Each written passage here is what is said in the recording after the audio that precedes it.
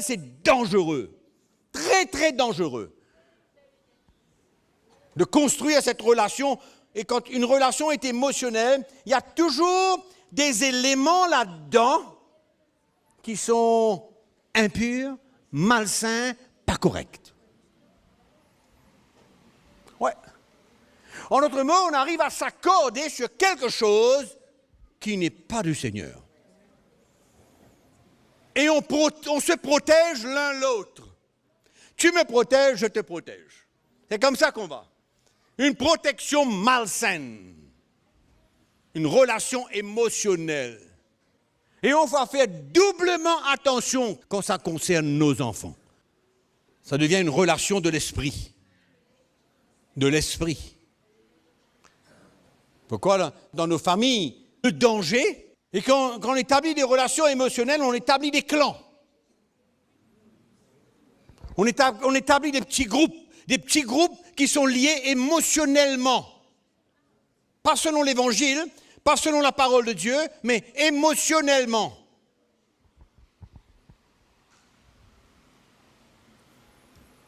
Là-dedans. Il n'y a rien de spirituel là-dedans. Ça peut arriver à travers des insatisfaits. Des gens insatisfaits. Ouais. Des gens orgueilleux. Des gens qui n'acceptent pas la réprimande, qui ne veulent pas prendre leur croix et suivre Jésus. Donc on établit des relations émotionnelles et spirituelles, entre guillemets. Frères et sœurs, mais émotionnelles. Et on établit des petits groupes, des petits clans. Hein? C'est pourquoi il faut demeurer dans l'esprit. Il faut savoir avec qui mon cœur est uni, avec qui mon cœur est lié, avec qui je suis en relation.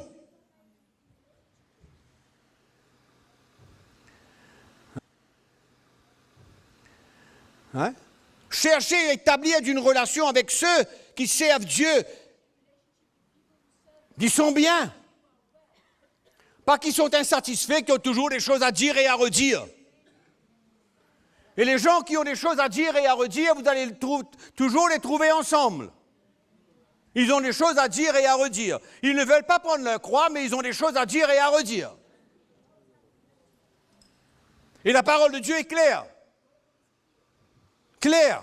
Savoir où on se tient, avec qui je dois m'asseoir, avec qui je dois prendre un repas, avec qui je dois avoir une communion fraternelle. Le frère m'invite à prendre une tasse de thé. Dans quel état il est? Posez-vous la question. Attention que le frère a quelque chose derrière la tête. Il a un message à passer. Il a une semence à mettre dans ton cœur. Il a besoin que tu le comprennes. Et puis toi, innocent comme tu es, prends un beau café expresso et il sème des petits trucs dans ton cœur et après 3-4 semaines, tu arrives à penser différemment. Une semence, un grain qui a poussé, un seul petit grain, fort. Ta vie. Protège ton cœur. Il faut être vrai, il faut être clair. L'évangile d'aujourd'hui doit trancher. Assez les histoires émotionnelles pour que tout le monde sente que tout le monde est bien, tout le monde est OK. Et puis, à un moment donné, on voit les gens tomber dans le trou.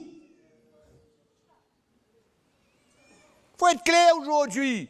Il faut savoir comment vivre sa vie. Où est la vérité de l'Évangile? 1 Corinthiens, chapitre 5. C'est écrit. C'est ne pas avoir de relation avec quelqu'un qui, se nommant frère. Ah, c'est mon frère. Ah, c'est ma sœur. Alléluia. Vous savez qu'il y a des frères empoisonnés? Il y a des sœurs empoisonnées aussi, qui transportent des venins, qui veulent empoisonner.